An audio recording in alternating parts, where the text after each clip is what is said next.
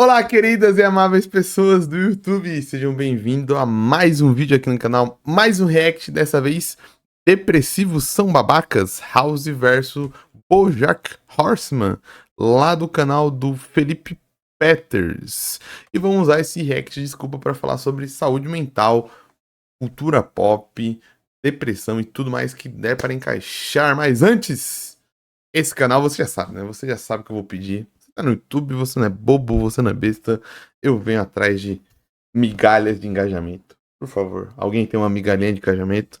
Uma migalhinha, senhor. Uma migalhinha. Só uma migalhinha de engajamento. Me ajuda muito. Então, uma migalhinha de engajamento. Um curtir, um comentário. Inscreva-se. São milissegundos, sabia? Clique do mouse demora milissegundos, cara. É muito, muito rápido. É um tempo que você não vai nem lembrar que você perdeu. É diferente de horas, é diferente de dias. Aquele tempo que vai e não volta. Não, milissegundos. Você clica no inscreva-se, clica no like, clica no compartilhamento e me ajuda demais. Chegou pela primeira vez aqui nesse vídeo, no meu canal, nunca tinha visto meu rosto. Esse conteúdo, se você curtir, se você gostar, se agregar algo a você, chegue junto, chegue na nossa comunidade. Estamos aqui tentando desbravar o mundo juntos, conhecendo um pouquinho mais sobre o mundo, sobre as coisas, sobre a vida, porque aprender é bom demais. Fala tu. Refletir tem seus BO, tá ligado? Mas é bom demais. Fala, não fala. Cara, não tem coisa melhor do que você estudar um bagulho. E aqui eu tô falando de tudo. Tô falando de. Não se limite só à escola. Tô falando de, tipo, aprender uma receita, aprender a desenhar, aprender uma coisa na sua escola, na sua profissão, aprender programação. Tô falando de aprendizado humano, não só das matérias da escola. Tem coisa melhor do que você estudar aquilo, ir atrás daquilo e finalizar, tá ligado? Tipo, se você for lá e você fez. Tipo, não ficou a melhor coisa do mundo, mas você, tipo, puta, fui eu que fiz esse bagulho. É da hora demais, cara. Da hora demais aprender. Usa o exemplo da cozinha, por exemplo. É da hora demais você aprender uma receita num canal, você lá na sua cozinha fazer a receita. Qual a melhor receita do mundo? Você virou jacan? Não, mas pô, você fez o bagulho, você aprendeu e você fez pelas suas próprias mãos.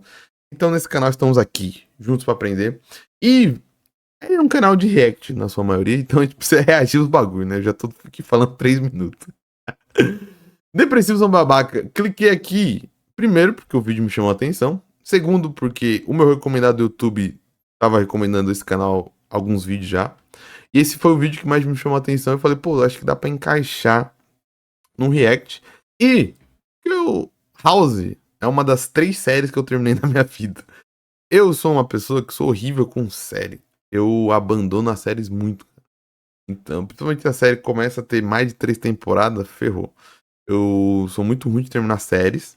Mas House foi uma das 3 séries que eu terminei na vida. Eu terminei House, Lost e. Puta, eu tinha terminado essa série. Game of Thrones. 3 séries que eu terminei na vida: Lost, House e Game of Thrones. Todas as outras eu abandono em algum momento. Séries que já acabaram, séries que não acabaram. Em algum momento eu vou abandonar elas porque eu sou muito ruim de série. Tanto que quanto mais eu envelheço, menos série eu tô assistindo. Ou já vou pra séries que terminaram, tá ligado? Porque aí eu tenho certeza que eu não vou abandonar ela. E séries curtas, minisséries, tá ligado? De uma temporada só. Mas vamos lá. Vamos ver porque vamos ver a resposta dessa pergunta, né? Se depressivos são babacas. House MD é um drama médico dos anos 2000 que eu e muita gente conhecemos pelo Universal Channel, também conhecido como o canal 43 da Sky. É sobre um médico brilhante, viciado em analgésicos e extremamente Eu conheci pela Record e pela pirataria. otário que comanda o departamento de diagnósticos, ou seja, quando ninguém sabe o que tem de errado com uma pessoa doente, mandam pra eles tentarem desvendar esse mistério e salvar a vida dessa pessoa. BoJack Horseman é uma animação adulta da Netflix e também é a melhor série de BoJack, eu nunca assisti. comédia já feita. E eu não digo isso de maneira leviana. Se passa num mundo onde parte grande da população são de animais antropomórficos, e é sobre um cavalo que teve uma sitcom de muito sucesso nos anos 90 e vive uma rotina degenerada cheia de drogas e autopiedade. As duas séries têm muita coisa em comum, principalmente o fato de levarem no título o nome dos protagonistas que são depressivos, viciados e não conseguem parar de serem escrotos e de machucar todo mundo que se importa com eles. E esse vídeo é sobre essas similaridades e também sobre as diferenças. Gregory House Putz, tô na frente, será que é melhor eu descer aqui? Acho que só essa hora aqui, né? Formatos diferentes, temas iguais. Eu acho que depois não vai aparecer muita coisa. Mas se começar a aparecer muita coisa, eu mudo a câmera. É tipo um Sherlock Holmes da medicina. E isso não é nem um pouco sutil. Além de usar os princípios de dedução nos diagnósticos e de ser E os próprios roteiristas já teve 1000 entrevistas falando sobre isso, né? Até a dinâmica do Sherlock Holmes de ele ter um único amigo e melhor amigo, que é o cara que vai... E ele tá no House, cuspido e escarrado com o Wilson, né? O Wilson é o Watson do House, assim como o House é o Sherlock do Wilson, né? brilhante e arrogante, ele mora no número 221 da Baker Street e o melhor amigo dele se chama James Wilson. Ele é viciado em Vicodin, também conhecido como oxicodona, que é um analgésico opioide muito forte e viciante que ele usa para tratar a dor na perna. E é bem claro e importante pro roteiro que ele sente dor 24 horas por dia. Life is pain. I wake up every morning, I'm in pain. I go to work in pain. Nas primeiras temporadas Essa cena a frase mais icônica, eu acho que da última temporada, né? A última temporada, ela é meio... Ela é aquilo de, tipo... O grande problema da última temporada é o problema de muitas séries dessa época da TV, que são séries que obrigatoriamente tinha que ter 23 episódios, tá ligado? E isso faz com que muitas séries tenham que ter uma barriga. Até as melhores séries tinham barriga, né? E, cara, essa série, ela é muito boa no começo. A última temporada do House é muito boa no começo. Essa barriga é meio... nada a ver com nada, tá ligado? Eu acho a barriga da última temporada meio nada a ver com nada. Não é nem que é ruim. É tipo, caramba, pra onde a gente tá indo? Daí no final volta a ficar bom. temporadas trabalham no departamento mais 3 médicos altamente capacitados, que não têm muita escolha como subordinados e acabam aceitando as peripécias dele. Tipo serem constantemente escrotizados como alívio cômico e invadirem casas de pacientes para procurar coisas que eles estejam escondendo. Porque essa é uma das afirmações que o House defende com unhas e dentes, que todo mundo mente, e que as pessoas não mudam, e que não é lupus. As relações mais próximas, além da equipe, são com o melhor amigo dele, um oncologista que faz um contrapeso tendo uma natureza bondosa até demais pra ser amigo de um otário narcisista, e com a diretora do hospital, Lisa Cuddy, que passa incontáveis temporadas nesse jogo de gato e rato com uma certa tensão sexual. Todos os episódios têm um formato mais do que definido. Começa com alguém vivendo a vida até cair no chão numa situação médica que ninguém vai saber dizer o que é até que chega nas mãos da nossa equipe. Eles desenvolvem algumas teorias que acham que estão corretas até a pessoa piorar mais algumas vezes, até que no último ato o protagonista tem uma epifania e finalmente eles podem tratar a doença e salvar a vida do paciente. Tudo isso enquanto se desenvolvem subtramas com os personagens coadjuvantes e com alguns pacientes na clínica que podem ou não ter alguma relevância temática pro episódio. Assim como Isso pode parecer bobo, mas funciona bem demais, cara. Porque rotina, periodicidade, essa coisa, quando bem feito, é tipo, no House não é a melhor série de todos os tempos, muito provavelmente porque tá num formato bem engessado. Mas esse formato, quando bem feito, ele funciona, tá ligado? E é o formato, tipo, arroz e feijão da TV americana, né? Formatos policiais tem a mesma coisa, CSI é o mesmo formato. E por isso que fazem Ad Infinito, porque é um formato que funciona, principalmente pra nós, espectador. É um lugar comum, muito aconchegante. Aquela série que você, tipo, nossa, eu sei o que vai acontecer. A série não vai me tirar do lugar de... Não vai me tirar da zona de conforto como Game of Thrones tira, por exemplo. Por isso que as primeiras temporadas de Game of Thrones são tão impactantes, né? Porque a gente tá tão acostumado com essas séries lugar comum, que quando vem Game of Thrones e te tira todo o momento do lugar de conforto, você fica... Ah, meu Deus do céu! E depois, esse que foi o grande problema de Game of Thrones, né? Porque depois, no final, eles foram pro lugar comum. E todo mundo não queria mais lugar comum. Daí todo mundo ficou triste. Porque falou, como assim Game of Thrones? Você me passou 6 anos me tirando da minha zona de conforto e agora você quer que a gente fique numa zona de conforto. Tá maluco? Como toda a série de TV dos anos 2000, tudo se resolve ao fim de um episódio e reinicia no seguinte. How can you watch that stuff? Because it's awesome. It's preposterous. O cavalo que protagoniza a outra série é uma estrela de TV dos anos 90 que, mesmo no auge do sucesso, nunca se sentiu feliz de verdade. Isso porque nunca conseguiu deixar de se sentir quebrado por dentro. No começo da série, ele tá bloqueado num livro que tinha concordado em escrever sobre a própria vida, e é dessa forma que ele conhece a Diane, que é uma das personagens mais interessantes de qualquer série que eu já tenha assistido. Ela vai ser a escritora fantasma dele, e é claro que por ela demonstrar um interesse grande por ele, um narcisista crônico, e por ser de fato uma pessoa interessante, inteligente e com personalidade, o BoJack se apaixona e se apega nela como se fosse a última chance dele de ser feliz. O problema é que ela tá noiva do Mr. Peanut Butter, que é um cara que tá desde sempre na vida dele e parece ser o reflexo do que ele poderia ser se fosse incondicionalmente feliz, tal qual um labrador. I don't know a lot about a lot of things, but I do know this. Everybody deserves to be loved. Ao contrário de House e de muitas outras séries de TV, BoJack tem uma estrutura completamente sequencial. É praticamente impossível assistir um episódio aleatório sem contexto e entender como você faria com House e com muitas outras. Quanto mais você chega ao fim dela, mais as coisas que aconteceram no começo se tornam relevantes. Não só isso, a maioria dos episódios são de caráter experimental, e eles brincam demais com a estrutura e com toda a liberdade criativa sem limites que uma animação te permite, como um episódio inteiro ser Caramba, eu não tinha reparado num personagem mão peluda ali, parceiro. Eu tava prestando atenção no quadro aqui, né? E tem um personagem mão peluda ali lá.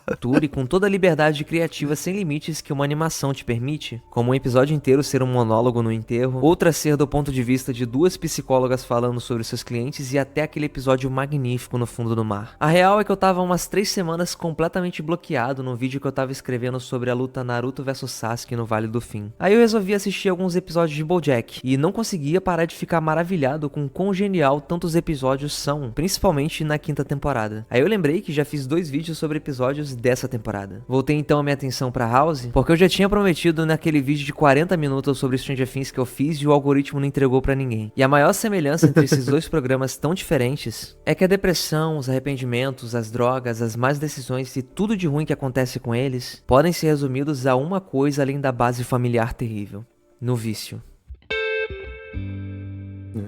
E o pior é que até o House, pelo que fala um pouco sobre a família dele, mas a família dele, a mãe dele parece ser bem ok até, né? E aí o vício eu acho que explica muito. BoJack eu não assisti, então não posso falar. E não só o vício, mas não sei se ele vai falar, ele provavelmente vai falar, né? Mas o vício no House é muito resultado do não saber lidar com as frustrações que a vida dele se tornou, né? Das coisas que ele não queria que tinha se tornado, se tornou, né? O House, a dor dele, da perna, na verdade é uma dor maquiada do coração, porque a dor que ele tem de verdade é de ter perdido o único relacionamento relacionamento amoroso que ele teve sincero, assim, pelo menos na perspectiva que a série trata, né? Se você for checar a definição de vício no dicionário, vai achar: 1. Tendência específica para algo indecoroso ou nocivo, ou qualquer ato ou conduta por essa tendência motivada. Defeito ou imperfeição grave de pessoa ou coisa. Os vícios não precisam ser químicos, mas para quem tem essa tendência de acabar indo para os espirais de tristeza e sentimentos mais escuros, normalmente acabam virando. Em vários momentos é dito por personagens que o conheciam antes dele ter o problema na perna que o deixou em dor perpétua, que o House já era meio otário e que adorava usar drogas de forma recreativa. Agora, ele é um viciado com uma desculpa. A gente descobre exatamente por que ele sente tanta dor na perna no episódio 21 da primeira temporada. Esse episódio é muito bom, velho. Muito bom, esse episódio é bom. Nas muitas disputas de ego com a Cuddy, ele é obrigado a dar uma palestra para estudantes de medicina. Ele conta várias anedotas de casos específicos, é interrompido algumas vezes pelo bully de 10 coisas que eu odeio em você e entra num caso específico. Uma pessoa sentiu uma dor extrema na perna e ninguém conseguia descobrir o que era. E ao longo do episódio nos é revelado que ele estava contando a própria história de como teve um aneurisma na coxa e se recusou de qualquer forma a amputar. Por causa disso, a abstinência dele de remédio vem junto da pior dor imaginável e ele sempre vai fazer qualquer coisa que precisar para não ficar sem as pílulas. Até o momento que ele começa a alucinar com a ex-colega de trabalho e namorada do melhor amigo que morreu indiretamente por culpa dele. Isso porque depois do final da 3ª temporada a equipe inteira original se vai. O Foreman resolve buscar dirigir o próprio departamento em um outro hospital, a Cameron se demite e o House aproveita o ensejo para mandar o Chase embora. A 4ª temporada então é bem divertida. É que ele queria mandar o Chase embora porque o Chase caguetou ele pro policial da 2ª temporada, né? Mas isso, só retomando essa questão, não sei se deu pra ver ali, mas quando ele tá internado, tá do lado do interesse amoroso, né? Da mulher que ele tinha um relacionamento. E quando ele tá em coma, o que acontece? Ele tem o aneurisma na perna e eles precisam fazer um procedimento, eles precisam tomar uma decisão. Vai amputar a perna ou não? Como o House é um babaca, ele não quer amputar a perna.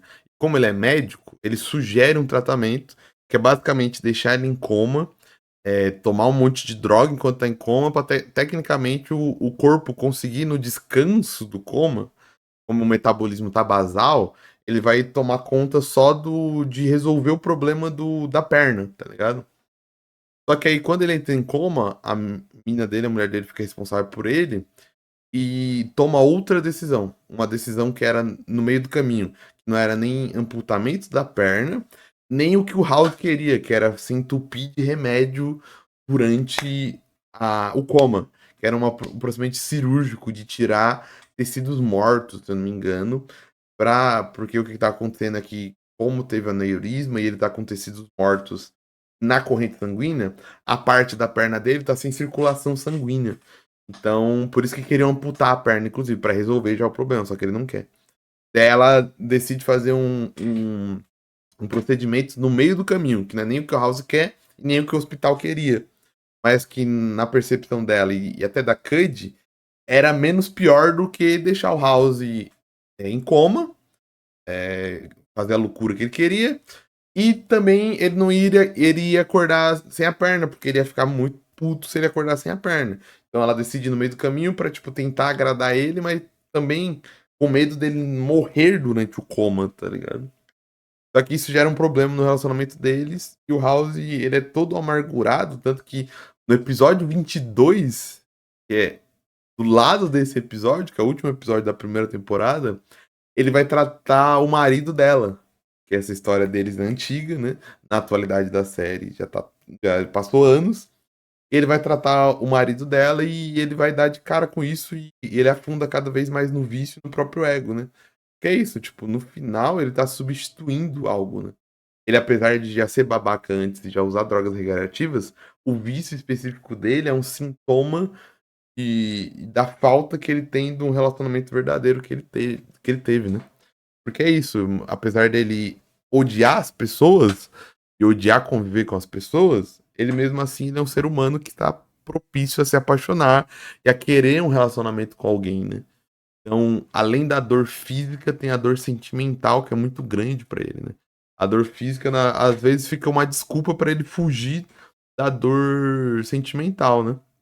Tanto que a segunda temporada é muito boa pra discutir isso, né? De como se você não for na raiz do problema que você não vai resolver as questões que você tem. Se você só tratar os sintomas, você só vai mascarar o problema. Por isso que a psicologia vai tanto atrás da raiz das coisas, né? E não só tratar os sintomas, porque muitas vezes o vício, a abstinência, a adicção, ela pode ser só um sintoma de um problema que você precisa ir cada vez mais na raiz, né? Tanto que na segunda temporada, o House ele faz um procedimento cirúrgico, que é um procedimento avançado lá de pesquisadores, e ele para de sentir dor e ele anda sem muleta. E ele acha que ele tem a impressão, e as pessoas ao redor dele, que, pô, a vida vai melhorar então depois disso.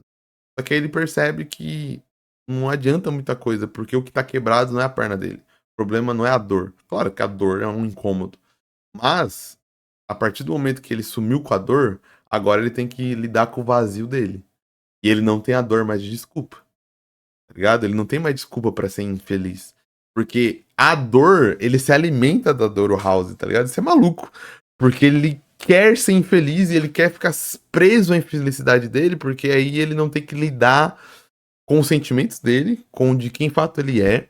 Então a dor, ele fica se alimentando da dor e usa a dor pra se manter ancorado no momento e não seguir em frente, tá ligado? Porque a partir do momento que ele seguir em frente, ele vai ter que superar, ele vai ter que esquecer, ele vai ter que sentir mais dor, ele vai ter que chorar, ele vai ter que desabafar, e ele não quer isso. Então ele usa a dor e o vício pra ficar fixo num ponto e não avançar e nem regredir, tá ligado? E tanto que a segunda temporada é muito legal essa reflexão de tipo, cara, você resolveu o problema da sua perna, mas você... E agora? Agora você tem que lidar com o seu vazio existencial, tá ligado? Você tem que lidar com a raiz do problema. Só que aí ele não lida com a raiz do problema, a dor na perna volta, porque o procedimento era experimental, então ele não dá 100% certo e tudo mais. Cameron se demite e o House aproveita o ensejo pra mandar o Chase embora. A quarta temporada então é bem divertida porque rola uma competição vibe reality show, que é onde surge a Olivia Wilde como 13, aliás. Uma das principais candidatas era a Amber, que acabou não entrando pra equipe final, mas começou a namorar o Wilson. No fim da temporada, que foi afetada pela então greve dos roteiristas, ela vai buscar o House bêbado num bar e o ônibus que eles estão se envolve num acidente. Esses dois últimos episódios são muito bons, na verdade. O BoJack, por outro lado, pode... Nossa, sou tão nerdola que eu decorei o nome do episódio, né? Mas é Amber's Brain e Wilson Hart, se eu não me engano, né? Que é sobre a questão da Amber ser... Ela sempre foi muito mais racional, muito mais cerebral. E o Wilson ser um coração mole, né? Um coração... Ser muito amoroso, ser muito receptivo. E ser muito molenga, entre aspas, né? Esses dois episódios são fantásticos mesmo, cara.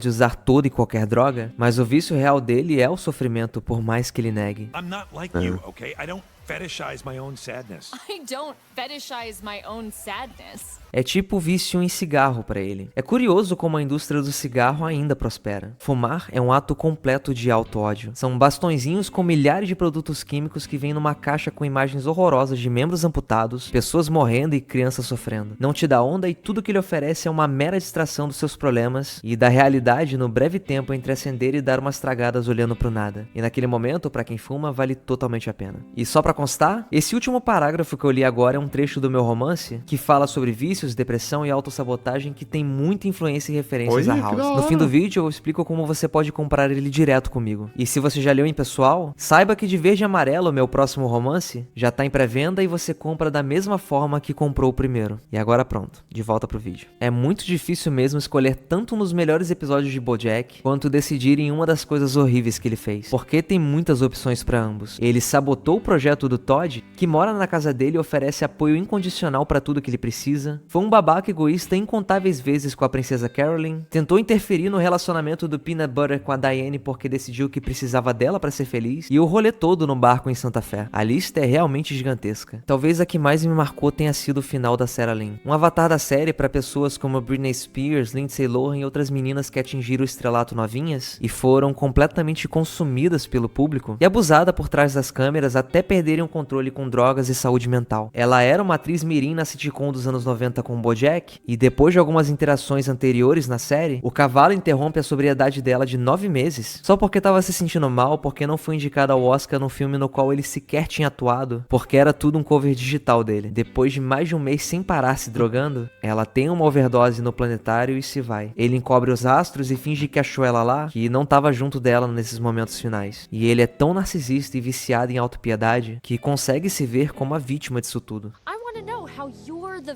victim of the Sarah Lynn story. I'm serious. Explain to me.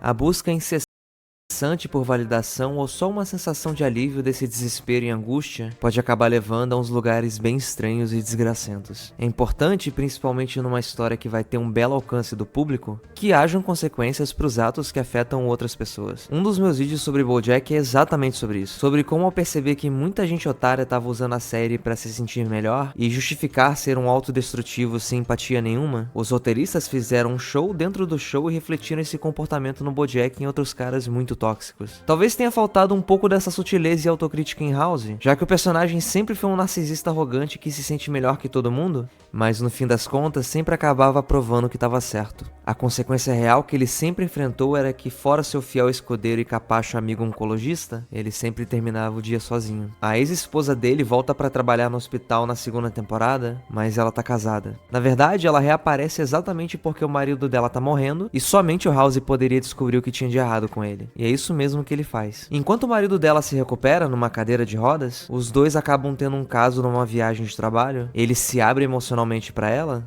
o que é algo que secretamente ele morre de medo de fazer pra não se machucar. e esconde com sarcasmo e arrogância. No fim, ela ainda é muito apaixonada por ele, mas sabe que ele nunca vai mudar de verdade e decide ficar com o marido. Mais tarde, depois de muitas temporadas não vai, House e Cud entram numa relação na 7ª temporada. Depois que o namoro acaba, porque ele inevitavelmente volta aos seus hábitos antigos, ele recai no vício de remédios. Ao ver que ela tá seguindo em frente e incapaz de lidar com sentimentos complexos, ele simplesmente entra na sala de estar dela com o carro. De maneira juvenil, essa ação é vista como um ato de rebeldia, já que ele termina esse episódio e temporada curtindo uma praia sabe-se lá onde antes de ser preso. O BoJack também sempre se safa de alguma forma, mas nesse caso não passa como uma glamorização do protagonista e seu charme destrutivo, e sim como uma crítica à estrutura e hierarquia da sociedade machista e elitista, principalmente em Hollywood. As consequências reais são com as suas relações mais próximas, as opiniões de quem ele mais se importa, principalmente da Diane. Ele coloca ela num pedestal que eu infelizmente consigo identificar muito bem. Quando você tem alguém que também lida com essa tristeza e todo esse trauma, mas que de alguma forma não é uma pessoa tão ruim quanto você mesmo acha que é. E de fato ela é uma boa pessoa, que também tá constantemente passando por um monte de coisa difícil mentalmente. What the? Why can't I be happy? Am I busted? Ela inspira a vontade de mudar no BoJack sempre. Depois que ele fica sóbrio na última temporada e então sem querer destrói a própria carreira, num ato de vaidade ao dar uma segunda entrevista sobre o que rolou com a Sarah Lynn, e então enche a cara e desmaia na piscina, ele tem uma alucinação sabendo que ia morrer, e a última conversa que o inconsciente dele resolve ter é com ela. How was your day? Good. Yeah? My day was good. Caramba, Depois disso, ele assim acaba a não série? morrendo e vai preso por invadir a casa que já não era mais dele. Só que, Ah, pensei que a série acabava ali. segundo o próprio, ele sente que foi meio que por todas as coisas de ruim que ele já tinha feito. Cadeia, vícios e experiências de quase morte são realmente pontos em comum pros dois protagonistas. Em quesito consequências, talvez nem tanto, já que as coisas que acontecem com House são mais referências ao Sherlock Holmes do que desenvolvimentos temáticos, sabe? Por exemplo, na 2ª temporada ele toma um tiro exatamente por ser um babaca e o episódio inteiro é uma alucinação dele indo pra mesa de operação, o que gera uns episódios seguintes no qual ele não sente dor nenhuma, mas é claro que logo em seguida voltamos ao status quo. No final da série ele morre no incêndio, mas é claro que assim como um detetive ele simplesmente forjou a própria morte. É engraçado essa coisa de aprender com os próprios erros. O BoJack repete várias vezes durante a série que tá tentando, que já melhorou, que é uma pessoa diferente, mas sempre fica muito claro pra gente que tá assistindo que ele só tá mentindo muito mal pra si mesmo. É muito difícil mesmo mudar, superar todas as escolhas e autossabotagens que a impulsividade traz, fazer os arrependimentos ficarem menos barulhentos dentro da sua cabeça. Uma das coisas que eu aprendi no último ano que me ajudou demais foi sobre essa coisa de perspectiva. É muito, mas muito difícil mesmo mudar ela quando você tá muito mal e não consegue enxergar um palmo à sua frente de maneira metafórica, mas uma vez que ela muda de maneira racional, é muito mais fácil de não cair nessas armadilhas e espirais de tristeza que sempre aparecem pra te pegar. É sobre agir e encarar de uma forma melhor pra quando rebater de volta, vir algo positivo. É claro que todas as coisas que doem não vão desaparecer, mas você aprende a lidar com elas. É tão difícil quanto parar de fumar ou começar a correr depois de muito tempo e com um pulmão estragado, mas todo dia fica um pouco mais fácil. Mas você tem que fazer todos os dias e essa é a parte difícil. Mas é o lance, até a parte que ele falou do fetichizar a tristeza é que a gente vive, e aí eu sempre vou levar pro social, porque eu adoro falar sobre social, né, sobre sociedade, mas é que a gente vive também uma má criação dos aspectos dos sentimentos, né? A gente fez uma moralização dos sentimentos. E essa moralização faz com que alguns sentimentos querem ser evitados, ou eles precisam ser romantizados para a gente conseguir sentir eles, né? Então, a tristeza, a depressão não clínica, mas a depressão como sentimento, o se sentir mal, a inveja, a raiva, o ódio, eles são sentimentos que sofreram muita moralização, no sentido de que você se sente menos virtuoso por senti-los. Você se sente mal automaticamente por sentir inveja, quando na verdade, muitas vezes sentimentos são respostas biológicas que temos e não conseguimos controlá-las, sabe? Não dá pra você controlar um sentimento. Dá pra você controlar, e eu tô falando aqui dos sentimentos instantâneos, sabe? Aquele sentimento de tipo, você olhou pra alguma coisa e você sentiu tristeza de maneira não consciente, você não escolheu estar triste, você não escolheu sentir inveja, você não escolheu sentir ódio, você apenas teve uma reação a um estímulo que você estava vivendo, a um estímulo ficcional, a um estímulo verdadeiro, a uma briga, a um beijo, a uma pessoa, a uma música, o que seja, e o seu corpo respondeu isso com um sentimento, isso que eu tô falando, tá ligado? Só que muitas vezes a gente se sente mal e sente e julga a si mesmo por estar sentindo algumas coisas. Então a gente tem que fazer todo um malabarismo para se sentir virtuoso, porque ninguém quer se sentir, ninguém quer se ver como invejoso, ninguém quer se ver como triste, ninguém quer se ver como deprimido, ninguém quer se ver como o que se sabota. Todos nós queremos se ver como os virtuosos, queremos ser felizes, queremos ser empáticos, queremos ser todos aqueles sentimentos que estão na contramão da moralização. Mas todos os sentimentos estão no mesmo balaio, a felicidade e a tristeza estão no mesmo balaio. A raiva e a empatia estão no mesmo balaio. São sentimentos que sim, nós podemos praticar, nós podemos entendê-los, nós podemos transformá-los, mas são respostas biológicas a estímulos. E você tem que vivê-los, tá ligado? E vivê-los de verdade, não romantizar, não fetichizar. Entender que às vezes você vai ser o babaca. E você tem que viver essa força de ser babaca pra você entender esse sentimento e pra você não fugir desse sentimento, pra você não maquiar esse sentimento. Às vezes você vai ser o invejoso, às vezes você vai ser o deprimido, às vezes você vai ser o errado. Nem sempre você vai ser o virtuoso, nem sempre você vai estar feliz. Você precisa viver esse sentimento, você não pode fugir disso. Tá ligado? A tristeza não foi feita para ser evitada. A tristeza foi feita para ser vivida.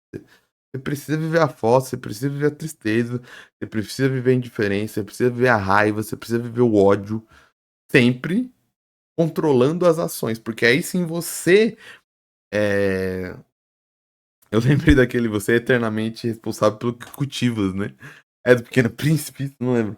Mas a noção de que, tá, o sentimento é inato e você precisa vivenciá-lo, você não pode fugir dele, mas você é responsável pela ação que você tem a partir dele. Então você é responsável por fugir da tristeza. Então, essa responsabilidade você tem que assumir. Você tem que tomar cuidado com o que você faz, com o que você sente. Quando eu falo que o ódio deve ser sentido, lógico que você tem que tomar cuidado com o que você vai fazer com esse ódio. Mas você não pode fugir do ódio, você não pode fugir da raiva, você não pode fugir da tristeza, ligado? Você não pode correr pra felicidade e fugir de outros sentimentos. Você tem que viver os dois sentimentos, a felicidade e a tristeza. Sempre, lógico, raciocinando o que você vai fazer com esses sentimentos. Você não vai viver o ódio, vai dar um soco na cara do seu chefe, tá ligado? Não é esse tipo de viver o ódio que eu estou falando, tipo, eu tenho que vivenciar o sentimento de raiva, então eu vou dar um soco nessa pessoa que tá me fazendo passar raiva. Não, não é por aí, né? Mas no sentido de não negar a raiva.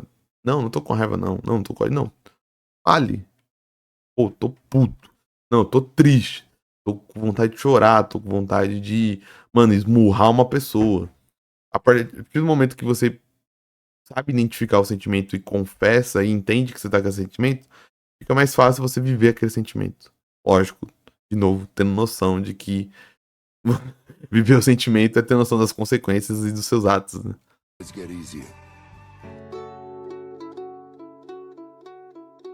Oi gente, Felipe aqui. Depois de falar pra vocês deixarem um like e se inscreverem, eu Brabo. preciso lembrar todo mundo que nem esse vídeo e nem as duas séries são substitutos pra terapia e cuidados com a saúde mental. Então quem precisa vai se ajudar de verdade, tá? Outra coisa, pra comprar meu livro e também me ajudar demais a pagar as contas e fazer mais vídeos, é só mandar uma DM no Insta ou no Twitter, que estão na tela agora e também na descrição. Ele custa Se alguém se interessou pelo livro, já manda aquela DM braba pro Felipe Peters. Custa R$60 com brindes e frete grátis pra todo o Brasil e todas as cópias vão autografadas pelo correio. Quem não tiver redes sociais pode mandar.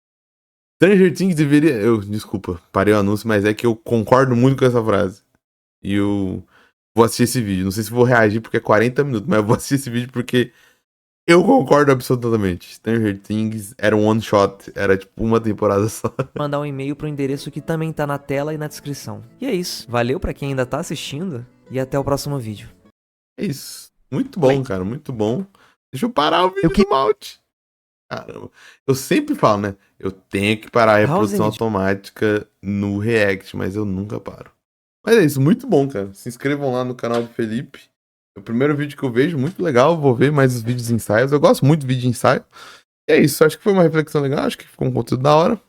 Eu vou ficando por aqui. Se você gostou desse vídeo, também não esquece do like e se inscrever aqui no canal. Até uma próxima e tchau!